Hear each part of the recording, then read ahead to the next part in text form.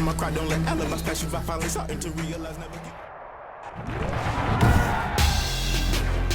Tonight, it's the National Football League. It's Super Bowl Sunday.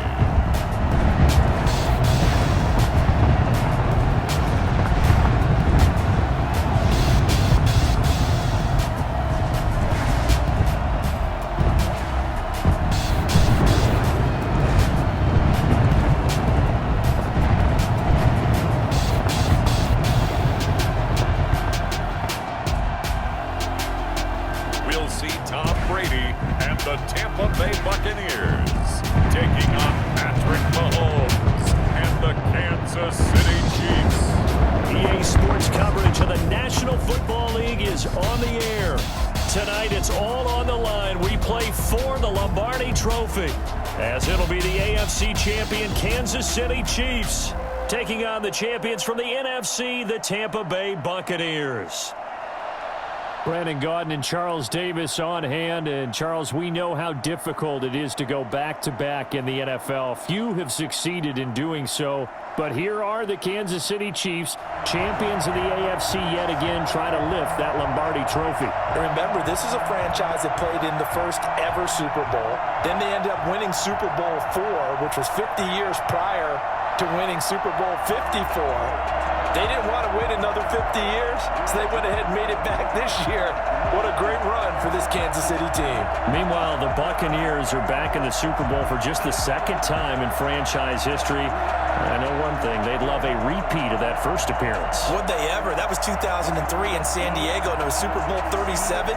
They were the underdogs coming in against the Oakland Raiders, and they flogged the Raiders in that game, 48-21. You know what I remember most about that? John Gruden was the head coach of the Tampa Bay Buccaneers, but he'd previously been the head coach of the Oakland Raiders. And during practice leading up to the game, he would play scout team quarterback and tell the defense all the characteristics and mannerisms of the Raiders quarterback, Rich Gannon, and had his defense totally prepared. And boy, did they play well and won their first Super Bowl title. And he returns this to the 22. First try on offense for the Bucs and their veteran quarterback, Tom Brady. And what I'm looking for from him today, the things every quarterback is looking to do. Lead his team to a victory. Doesn't matter whether he's throwing it, running it, handing it off, however he has to do it, as well as exhibiting some leadership, that's what he's trying to accomplish.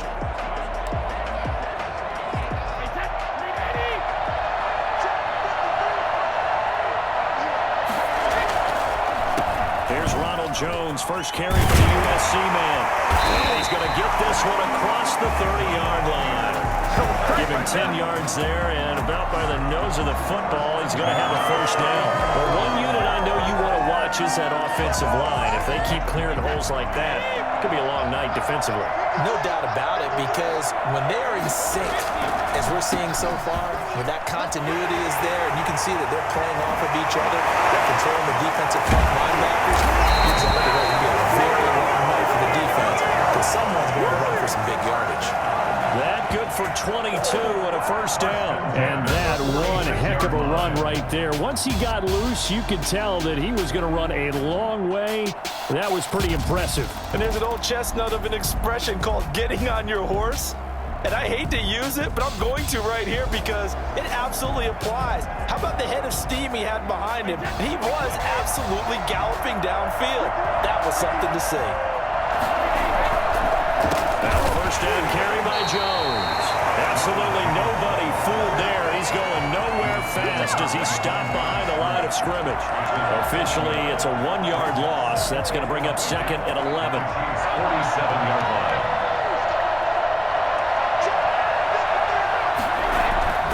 On second and 11 now.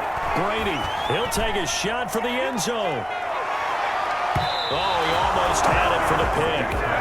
A great chance there for the interception in the end zone. Instead, third down.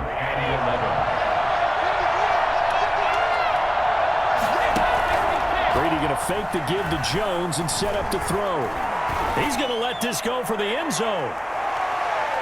And it's incomplete, almost intercepted.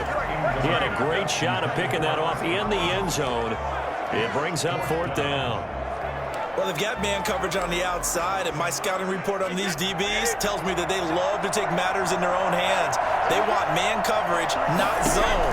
And there was good coverage there that forced the incompletion. Now on the run, he'll throw it back deep. And at the 7-yard line, the catch is made. With the first touchdown of the Super Bowl and a long one at that. And the Bucs have taken a first-quarter lead. And on the grandest of stages, with the whole world watching the Super Bowl, they come out and get the first points. I don't know how you feel about Brandon, but for me, watching the beginning of the Super Bowl, I've often wondered how come it's not just a fumble fest? How come the ball's not all over the place? The nerves, the interim in between of the 2 weeks waiting for the game. But this team came out and handled it just like it was a regular season walk in the park. Terrific start. Gives the Bucs a 7-0 lead. That time a 6-play drive. And it ends with a touchdown for the Bucs.